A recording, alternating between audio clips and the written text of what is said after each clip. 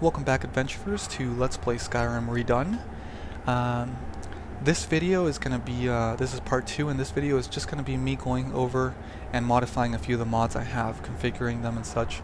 So if you don't feel like watching that, you can skip right to part 3, where I will be leaving this cave and continuing our journey. I won't be doing that in this episode. This is purely mod configuration. I do recommend watching it though, just so that you know what I'm configuring and how I'm configuring it. So let's get started, because I don't want to make this too long. First of all, I already mentioned some of these. I'm using the Uncapper, which is necessary for Skyrim Redone. It basically uncaps the Skyrim max level. And I'm using the configuration menu set up for Skyrim Redone, which caps each skill at 300. So I can increase all my skills up to 300. But after 150, after they reach 150, they won't get any better. They'll keep leveling, but they won't get any better. The reason they keep leveling after that is just so that you as a character can keep earning levels, and thus keep earning health, magicka, stamina, and perk points. As I mentioned, I will be getting, most of the time, because of the way the configuration is set up, I'll be getting 1 perk per level. Every now and then I'll get a little bonus perk. So I'll get 2 perks every couple levels. Just because of the way it's set up with a double, where you're earning like 1.4 perks per level, and then 1.2 perks per level, so it adds up eventually. So as you can see here, Skyrim Redone is on, and the main module is modifying the perk trees, and these perk trees are huge now, so it sort of helps to have more perks and more levels as a character, because you're going to be wanting to get a lot of these perks, and there's just so many now. I'm not going to go through all of them. If you guys are really interested in seeing some of the changes, I recommend going to the Nexus website and going through Skyrim Redone. It explains in detail, and much better than I ever could, all the changes that come with it. I will be going more in depth into the perk trees and looking at the perks, because most of the perks are modified or completely redone as I play, as I actually pick my perks. One major change that I will be talking about right now is there's a skill called Fingersmith now, and Fingersmith is actually lockpicking and pickpocketing put together. So now both skills are one skill. So as you level your Fingersmith, you get better at pickpocketing and lockpicking, and the perks you invest work on both. So as you can see, the first perk is Light Fingers. You start training your fingers, resulting in 20% bonus to picking pockets and 40% bonus to opening locks. So I thought that was a pretty cool feature, because the two skills by themselves, I always found it a little bit hard to invest in, just because they were so minor skills. But since they're together, I may very well invest in this now. The other major change is that where the lockpicking, or where the pickpocketing, I forget which one's which, but you can't add perk trees to Skyrim. So since he merged the two into one, he took the one that was left over and turned it into Wayfarer, which is basically a survival tree. The Art of Wilderness Survival. Those trained in this skill can better withstand the element and make more efficient use of food and other resources, and apply their knowledge of creatures. So this lets you basically become a better adventurer. You can learn about creatures and do more damage to them and have other perks like that. You can create bear traps and stuff like that and place them. I'm also using the the survival module, which was specifically made for Frostfall, which basically adds a branch to the Wayfarer tree over here to make forestry better. You can gather more firewood, cloaks keep you drier, other stuff like that. And it modifies the very first perk. So rather than just moving faster in the wilds, now your campfires burn longer. That's it's a SkyRe module that you can download, but it's only functional with Frostfall, obviously. The other thing that Skyrim Redone does is the combat module. It changes the way combat works in general. Now, not just power attacks, but regular attacks cost stamina, blocking attacks cost stamina, and keeping your bow drawn costs stamina now. So stamina has become a much more valuable resource now, and I foresee myself using a lot of stamina potions. There's also a bleeding effect that happens when you're not when you attack something that's not blocking, or when you get attacked without blocking. and it's stackable, so the more you get attacked without blocking, the more you bleed, and it can kill you really quickly. You can also stagger opponents depending on how hard you hit them and stuff, if they're not blocking. If you hit them with a two-handed weapon, you can even knock them to the ground if they're not blocking. Enemy AI is redone with the enemy AI module. It makes them attack more often, block more often. They group up on you more when there's more of them. They also attack you when you're down more, like if you're staggered or fall down. Enemy scaling changes the way enemies scale a bit, makes it a little bit more random. Not more random, but more varied, rather. So rather than just encountering level 10s, you might encounter level 5s and level 15s and level 10s, and just a little bit more varied. Encounter zones changes the way the zones are structured, so there's a minimum level to each zone.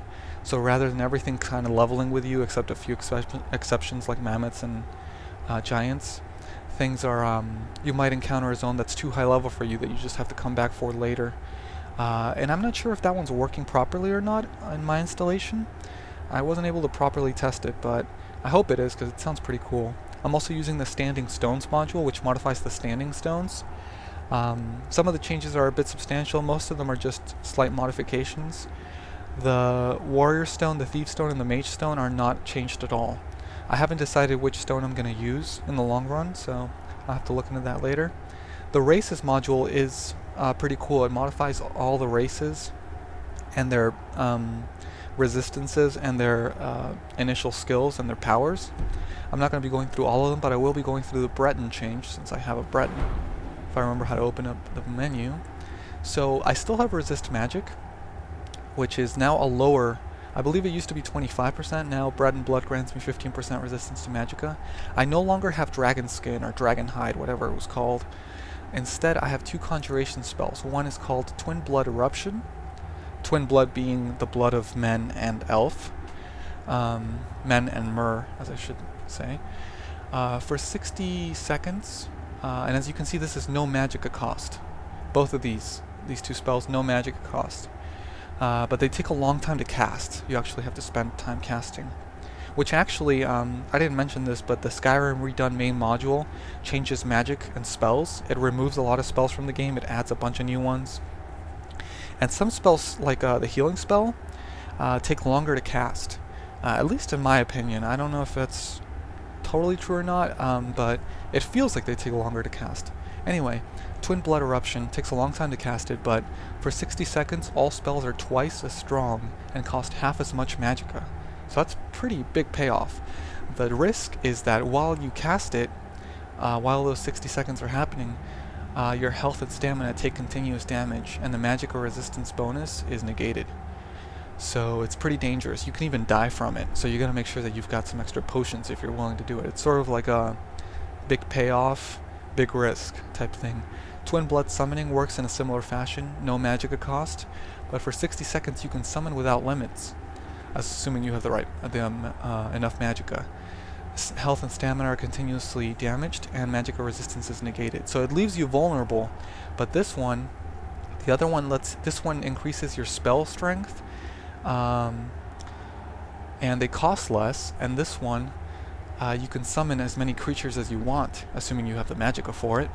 There's no limits. Instead of one, see I have Call Familiar Wolf, instead of just summoning one at a time, I could summon 10 of them, assuming I have the magicka. So that's pretty cool. But again, they're dangerous. High risk, high reward. As those of you with a keen eye can probably already tell, I'm also using Sky UI. This is the 3.0 version that was just released with the mod configuration menu. It's really nice. I love Sky UI, but the new version is just really sweet. The icons look great. A lot of them are colored. I don't have much variety right now, but if I had more variety of items, you'd see that like heavy armor has a different color than light armor, so you can tell right away what it is. Shields have a different look. Also, the magic menu, some spells are colored like flames. Really nice. And the mod configuration menu is awesome. I'm using categorized favorites menu, which I need to make a favorite to show you. I was using this before, I believe, but this is a more modified version. This is specifically made for Skyrim Redone. It's even got subcategories like fire and stuff. It's really, really nice. I'll probably be modifying it slightly as I progress through the game and find things that I want to change. Like I think some of the mods that I have add powers that maybe aren't recognized into a specific area, so they go under other. And I may be modifying that as I play, and not a big deal. I'm also using iHUD, which we're going to modify right now. iHUD is actually Immersive HUD. It just makes the HUD a lot more customizable, so I can toggle the compass on and off with the X key, which I will not be doing unless by accident. I will not be turning on the compass. You can modify all the crosshairs here, so you can turn the crosshair off all the time or only some of the time. I'm going to keep the crosshair on while I'm looking to activate something, that way I know what I'm activating, if I'm stealing something or, you know, stuff like that. Who it is that I'm talking to, I keep it on. Wielding melee weapon is now off. Wielding ranged weapon I'm going to turn off, and wielding spell is now off. So whenever I have my weapon out, whenever I have my bow out or a spell out, I will no longer have a crosshair and I'll have to learn to aim on my own. I think that's going to be fun. Stealth indicator I'm going to keep on. Enemy health indicator I'm going to keep on for now. If I want to turn it off eventually I can, but for now I'm going to keep it on. Transparencies you can also change. I'm not going to be doing that. Oops, did I save it? Did it save automatically? Okay, I'm new to the modification menu here. So that's iHUD. I'm also using Climate of Tamriel, which I want to talk about slightly. I was using it before. So that's basically like a lighting and climate mod, but now it's fully functional with Frostfall, which is why I wasn't using Frostfall before. Frostfall was updated to work with Climate of Tamriel, so all the climate changes are Frostfall's actually going to take into account. Along with that, I'm using the Floral Overhaul, which is a graphical mod. It doesn't add any gameplay, but the cool thing about the Floral Overhaul is that it comes with different editions, and I downloaded all of them. So right now I'm using the Summer Edition, which makes everything green and vibrant and look alive, especially in the south, like Riften and Whiterun and all that. Makes everything look very vibrant, because it is Last Seed, which is the equivalent to August, I believe. Next up is Hearthfire, and after that is Frostfall. Once we reach Frostfall, I'm going to be changing the Summer Edition into the regular edition, which has a more autumny and wintry look, to give the illusion of seasons changing. And once we reach summer and spring again, I'll turn the Summer Edition back on. So it will have no effect on gameplay, but I thought it would be a cool way. I've always wanted like seasons in Elder Scrolls games, and I thought this would be a cool way to simulate that for myself and for the viewers. I'm also using Immersive Weapons and Armors and JaySuS Swords. Both of those add a bunch of gear to the game, and all the gear should be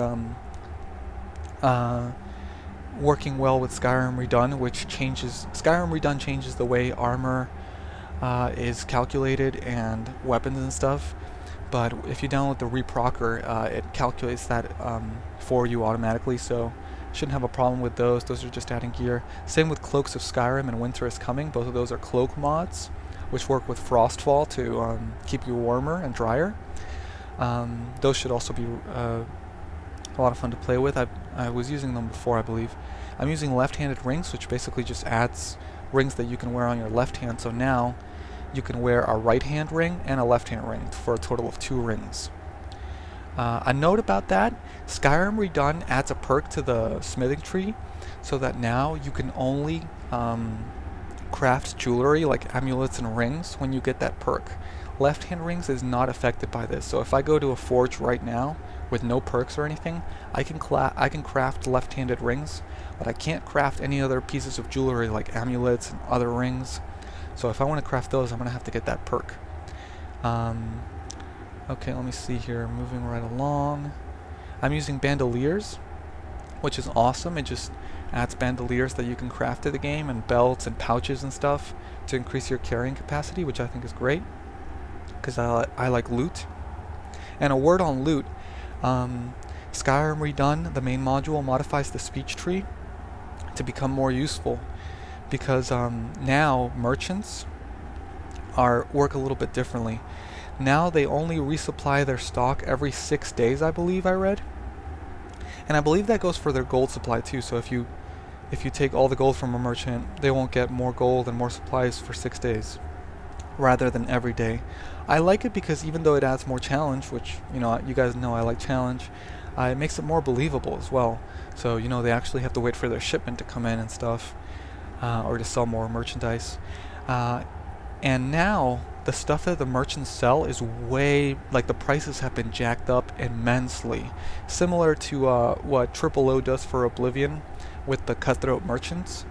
Now whenever you want to buy something, it costs way more gold, and whenever you want to sell something, you get a way worse deal than before. So now investing in speech is going to be essential, and since my character, the way I structured him, since he's sort of a wealthy, charismatic, bred from a high class in High Rock from North Point, he's going to have a lot of skill in his speechcraft, as it's called now. It's no longer speech, it's speechcraft.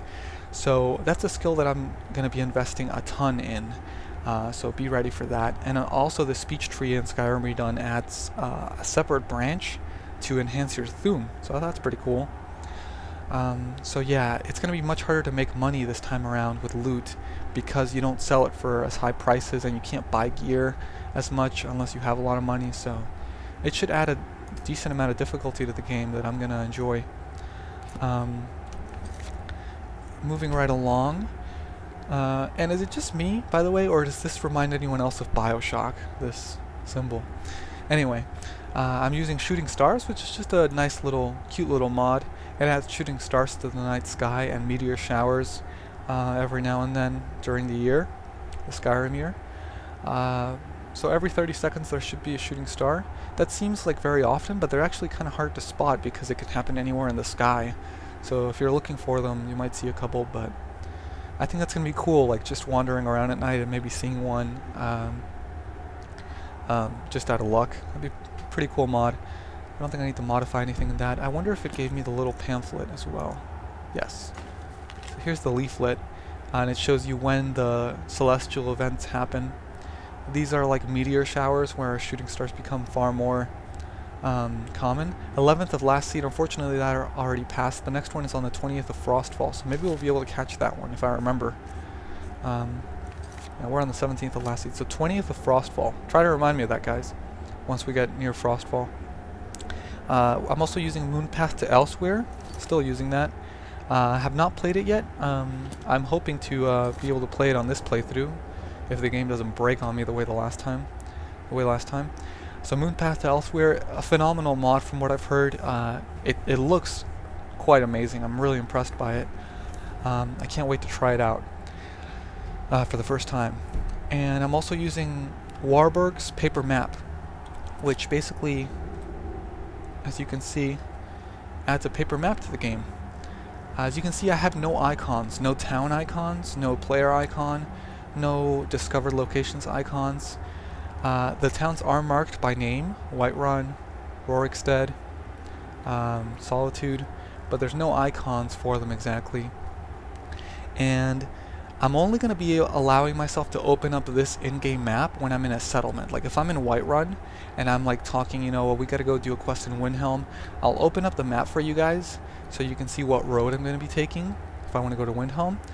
But when I'm out in the wilderness, like let's say I'm over here near, out in Whiterun Hold near Rorikstead, I will not be opening up this map because of the fact that the map sort of does this when you open it up. So it lets you know in the general vicinity of where you are, even though I can't see my player icon, and I don't want that. So when I'm on the road and I'm not in Whiterun or Markarth or Solitude, Morthal, basically any city that's not red, I will not be allowed to open up my map. I guess I'll do it for the small cities as well. Like if I'm in Rorikstead, I'll be able to open up my map. So any city. But when I'm near a cave that I found that I want to explore later and I want to come back to, I'm not allowed to open up my map to see where it is. I'm going to actually have to mark my paper map, which I said I was using in my intro video, and I'm going to have to mark it roughly. Like if I know that I started in Whiterun and I went east, I'm going to have to estimate how far I went and mark it and come back to it later through my paper map rather than looking at where it is in my in-game map. Moving right along, I'm also using Dovahkiin Relaxes, which I've used before, but I don't think I was using for my Let's Play. It basically doesn't really change the gameplay, it just adds, it lets you do things like that NPCs do, for example, like read a book or just sit down and relax, lay down, have a drink, you know, just things to kind of relax. It's pretty cool. I like it. It adds to the roleplay element, and since I'm going pretty roleplay heavy on this Let's Play, I figured it would work. I'm using UFO, which modifies the followers, makes them a bit better, a bit more useful. You can also make your followers essential so that they don't die. I will be taking votes on this, if you guys want my followers to be mortal or not. But for now, until anybody tells me otherwise, I'm going to be making them essential because I get really attached to my followers, and I'd feel really bad if they died. So that's the only aspect of the game where I'm not going like full hardcore. If my followers die, I'd feel really bad. So for now, I'm not doing it, but I am open to suggestions if you guys can make a good argument for why they should be mortal. I'm also using better vampires, as you guys know, which we're going to modify right here, right now. I'm not going to be reading all of these. I'm just going to be sort of summarizing what each one does. If you guys want to read them, you can just pause the video and read them. This is the stage progression. So, are you more powerful as a vampire when you're starving, like normal, or when you're fully fed, reversed? I'm going to go normal. Dynamic stages, just how quickly and how many different stages they are, how quickly they progress. We're going to go normal. Stage hated, when are you hated? Well, stage 1, stage 4, or never. We're going to go with never and restrict that only to Vampire Lord. Rank progression, how fast you progress through the ranks of better vampires. We're going to go with normal rather than easier. Sun visual effects, is your skin charred in the daylight and blackens? We're going to go with on. Sun damage, do you take damage at all? Or do you not take damage? Do you take some damage, or do you take a ton of damage? We're going to go with hardcore, the most hardcore setting. Basically, that'll mean that if we go out during the day, we'll be blinded by the daylight, and we will be taking a ton of damage, basically. We'll only be able to go out in the daylight for maybe 5 seconds, 4 seconds, before we turn to ash. So that's going to add an interesting element to the game once we become vampires. Special sun damage, if you take damage, or are you ever immune to it? No, I take it every stage. Corpse feeding, are you allowed to feed on corpses? Never. Vampire hunters will pursue you? Yes. Light level penalties, will you be unable to use some of your abilities during the light of day? Yes. Daytime shadows, will you be protected from the sun in shadows or when it's obstructed? I'm going to press yes, but I don't know if this actually functions with hardcore damage on. Healing, potions, and food effectiveness. Will you be able to use food, potions, and healing spells to heal yourself as a vampire? Or rather, does the effectiveness... is the effectiveness eliminated? And yes, it is eliminated. So I will not be able to use potions, I will not be able to use food, and I will not be able to use healing spells to heal myself as a vampire. The only thing I'll be able to heal myself with are blood potions right here, and vampiric drain, which is a power. So blood potions you can extract from victims. Do you want to be able to do it? None at all. Do you want advanced potions, which also fill up your satiation, or do you want just basic potions that restore health, stamina, and magic? We're gonna go with basic. So I can extract potions from victims instead of feeding from them, and those potions will restore health, stamina, and magic as a vampire. So regular potions won't work, but these will. And these obviously can't be bought at a general merchant, so I'll have to make them myself through extracting blood. Turn victim appearance, no change in that. Or they will change if I turn a victim into a vampire. They will change appearance. Reset. Fix for custom races. Okay, so that's it. So that's better vampires. What else do I need to modify? Let me see here in my list. Tales of Lycanthropy. Tales of Lycanthropy is interesting. As I mentioned already in my intro video, when I become a werewolf, I will not be using the beast form power, and I will not be using the Ring of Hersey at all. Never, under any circumstance. Instead, here you can change the animation sequence. I will not be doing that. But instead we're going to be using lunar transformations, which basically transforms you with the moon. So you can either leave it on disabled, you can leave it on so that it transforms you every night. So every night at around 8 p.m. when the moon is out, you'll transform into a werewolf, and you stay transformed all night, no matter whether you feed or not. You stay transformed, and you can't transform back until daybreak. So you're stuck in werewolf form. There's also only on full moons, and I think the way Skyrim works is every Skyrim month, 3 nights in a row are considered full moons. So this will be too little, I think, so we're not going to be doing that. There's also full moons and low chance, which means you absolutely will transform on full moons, and you also have a low chance depending on the lunar phase to transform. So if the moon is maybe half full, you have a low chance to transform into a werewolf. When there's a new moon, as in no moon, you have no chance to transform. And then there's high chance plus full moon, so you absolutely transform during full moons, and there's a high percentage chance that you'll transform during other lunar phases, but you still will never transform during new moons, and you may not transform every night again, but there's a high percentage chance of it. So we're going to go with this one, because I think it's, I like the full moon element, but at least this way you're transformed more often. But every night seems a little too excessive, so we're going to go with this. And that's it for that one. I'm also using Heart of the Beast, which is basically just a werewolf mod that changes the sounds of the werewolf. It makes it sound more feral when it's attacking and eating, and it also changes the howls, makes them sound more wolfy, because the vanilla ones are so disappointing. It's just like a growl, but this gives you a nice little werewolf howl when you transform. I'm also using Convenient Horses, which we're going to modify right now real quick. Just no controls. Let me do the... I'm using bound key settings, but you guys probably don't care about this, so I'm just going to do it real quick.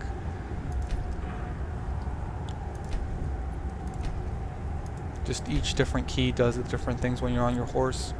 Return.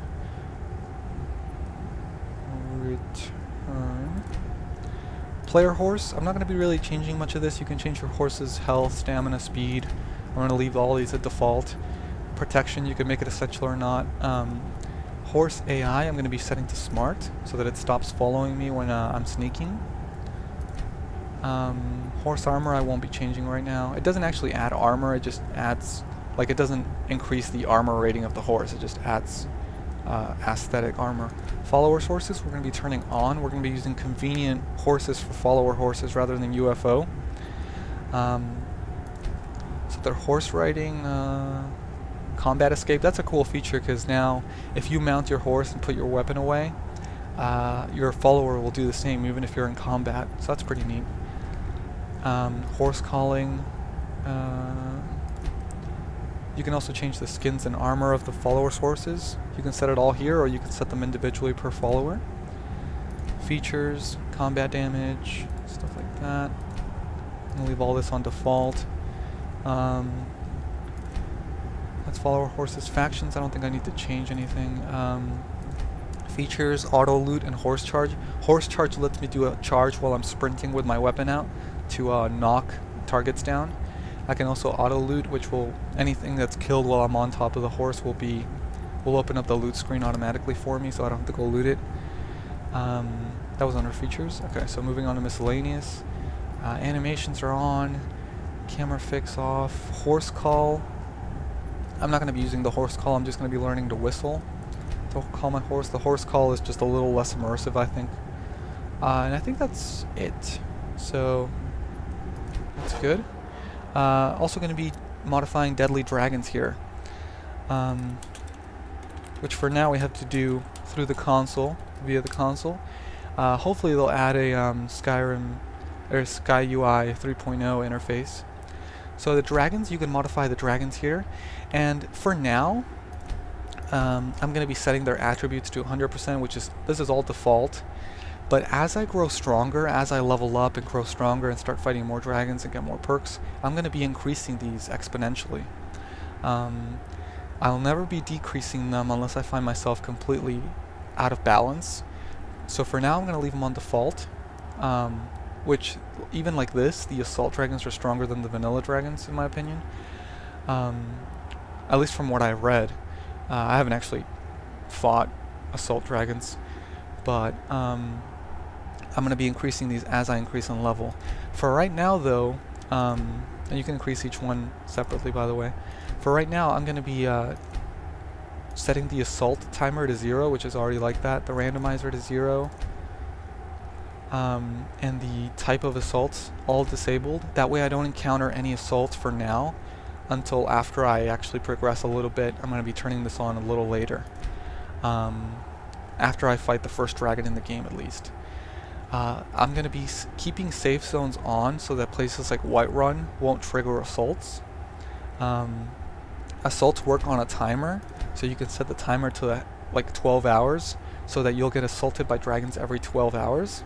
And then the randomizer you can set up as well so that it randomizes. This value will either be subtracted or added from the base assault. It adds a little bit more, it basically makes it a little less predictable. So rather than just 12 hours, it might be, you know, more random. But that'll be turned off when I'm inside towns. Those will be safe zones. I'm also keeping the unleveler turned off because I don't want to encounter dragons that are way too high level for me. I think that's just a little crazy. You can encounter a level 70 dragon at level 10. I don't want to do that, you know, that's just ridiculous. I'm not going to beat them.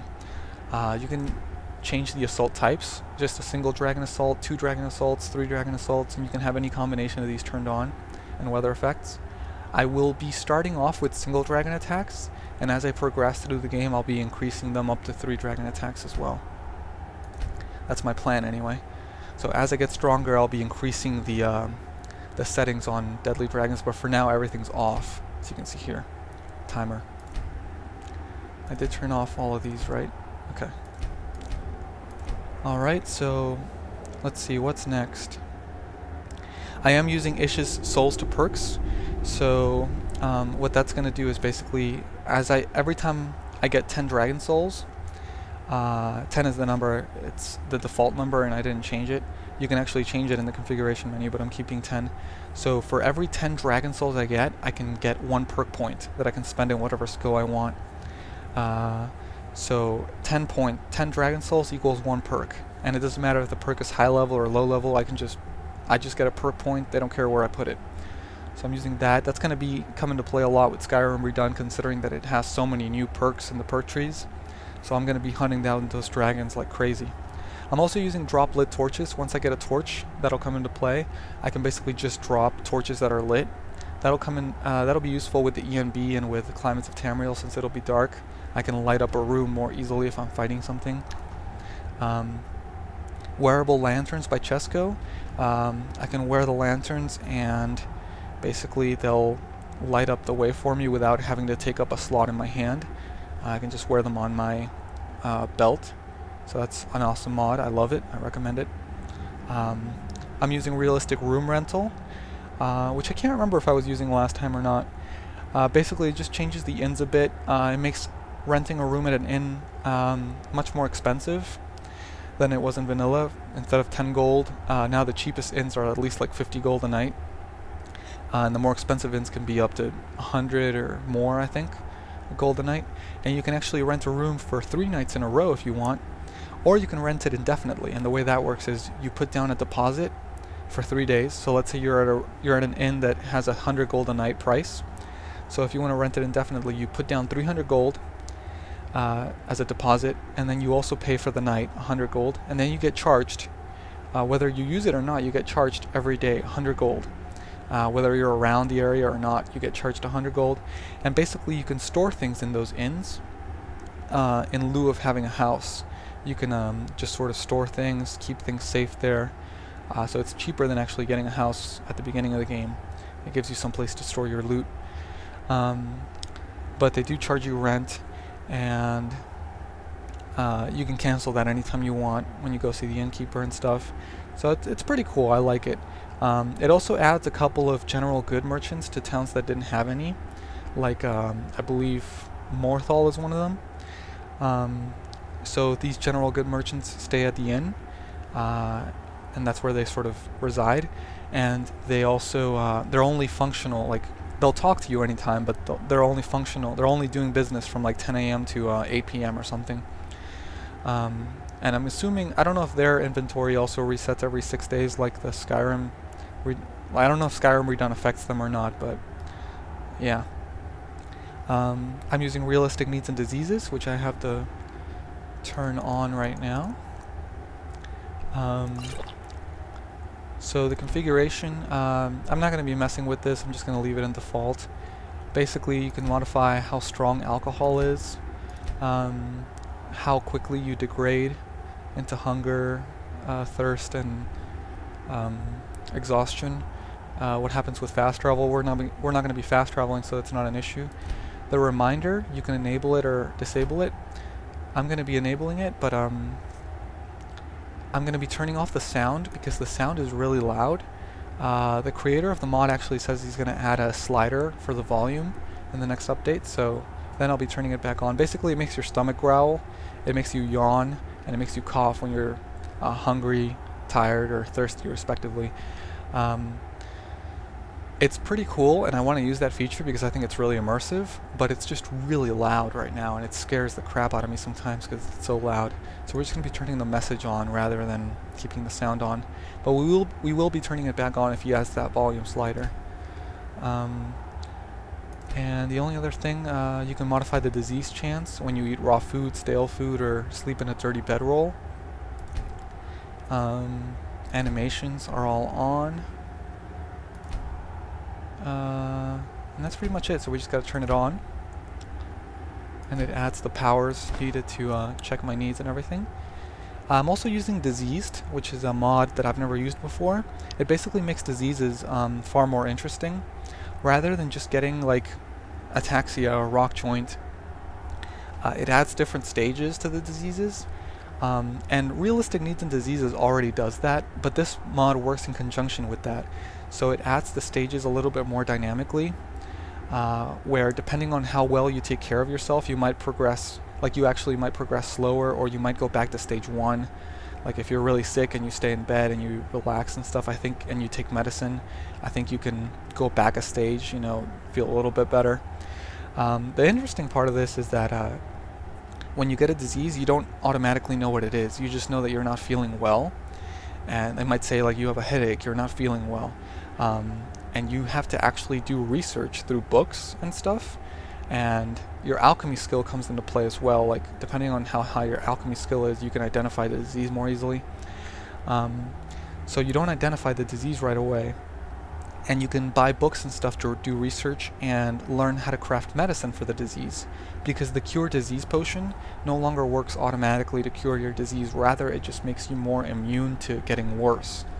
So it just makes you, it protects you from getting worse rather than just curing you right away. To cure yourself, you actually have to just, from what I understand in the mod, I actually haven't played it, you have to just rest, take care of yourself, don't go into dirty caves and bandit camps, just stay in town, stay at home, get some sleep, get some rest, take medicine, take care of yourself, get a lot of sleep, and basically you'll just feel better over time. So that's pretty cool. I think this mod is going to be really, really cool in conjunction. The only problem I found is apparently it doesn't seem to work well with better vampires. So whenever we want to become a vampire, we'll actually be turning that mod off temporarily and then back on once we get cured from vampirism. I've tested it, and turning it off and turning it back on does not do anything bad to the game. It does not kill my animals, apparently anyway. I hope it, if it does, I'm just going to be really upset.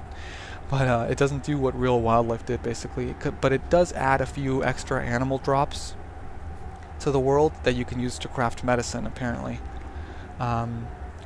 So you can make like homemade brews and stuff to make yourself feel better. I'm also using footprints, which adds footprints to snow. Dynamic footprints, that is, so you can actually see your footprints on the snow. I thought that was pretty cool, and NPCs as well. And depending on what you are, you put different footprints down. Like if you're riding on a horse, it's got different footprints than a person, obviously. Really cool mod, really nice little mod I recommend checking out. I'm also using Get Snowy, which basically just does it, makes it so that when it snows, you get snowy, and things in general get snowy, not just you. You get a little frosty. I'm using Wet and Cold, which we're going to modify right now through the mod configuration. Options. So basically drips, it's just so that you drip when you get wet and during the rain. We're going to be leaving that on, but it's going to be getting turned off when Frostfall gets turned on. because Frostfall has its own implementation of drips, and it's basically the same thing because he worked with the wet and cold maker, so it's the same one, but it's just working through Frostfall so that it works better with the mod, but it looks the same. Breaths, people in cold regions, you can see their breath in the cold. Rain blur, when I look up, if it's raining and I look up, it'll blind me. Blizzard blind, we're going to be turning this on. It's off right now. Snow will blind you during a blizzard. So that's definitely going to go on. Make it a little more interesting. Strong winds, your movement speed is reduced during a blizzard. Keeping that on. Cloak ability. I'm not sure what this does actually. Drips. Wet drip effects. Breaths. Oh, this is just player only, and this is for NPCs, I see. Blizzard blind. This is an interesting one. NPCs have more difficulty detecting targets during a blizzard. That's a really cool addition. So go home. This is cool. NPCs return home once it starts raining. NPCs also return home during a blizzard. So you can set it to off, on, or workers ignore rain, which is when I'm going to set it on. So NPCs will go home, but workers, like mine workers and stuff, they'll just ignore it.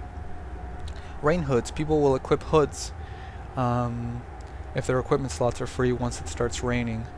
So that's pretty cool. So people around town put on hoods. You can set it to off, on, or no Argonians, which is what I'm going to be keeping on. No Argonians basically just means that everyone equips hoods except Argonians, which makes sense because they like water. Cold gear. NPCs equipped fur gloves, hoods, and winter is coming cloaks if they have free slots in their inventory. So you can set it to off, on, or no Nords, which is what I'm going to be keeping it on. So Nords will not be doing this from 6 AM to 8 PM because they're used to the cold, but after 8 PM it gets too cold and even they have to equip hoods and gloves if we're in a cold region. Followers, rain hoods, and cold gear, that must keep that on. So that's pretty much all there is to modify there. Let me make sure it saves. I don't know if it saves automatically when I exit or not. I guess it does. So that's the last mod I need to modify. The other one I need to modify is Frostfall, but I'm not going to be modifying this until I actually start it, which I need to wait for night time. So we'll be modifying this next time. So that's all the mods that I consider to be real game changers that I'm using. And I hope that this video wasn't too boring for those of you who watched it. I just really wanted to let you guys know what I'm using and how I'm using it. So next time we will be leaving this Helgen area, and we'll be finally going out and adventuring through Skyrim with our Breton. So I hope you enjoyed this video, and if you did, hit the like button. Also check out my channel and subscribe, and leave me comments and feedback. I always love to hear from you guys. And as always, thanks for watching.